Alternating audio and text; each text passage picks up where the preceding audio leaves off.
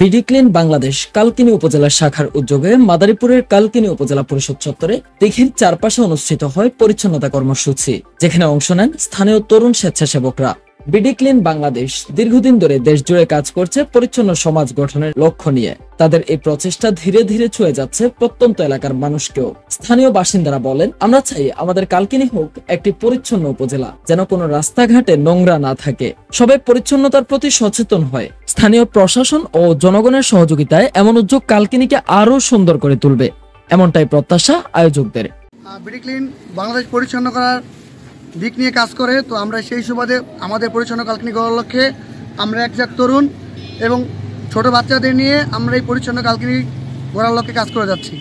আশা করি আপনারা সকলে আমাদের পাশে থেকে একটা পরিচ্ছন্ন ও সুন্দর সমৃদ্ধ কালকিনি গড়ে তুলতে সাহায্য করবেন। ধন্যবাদ সকলকে।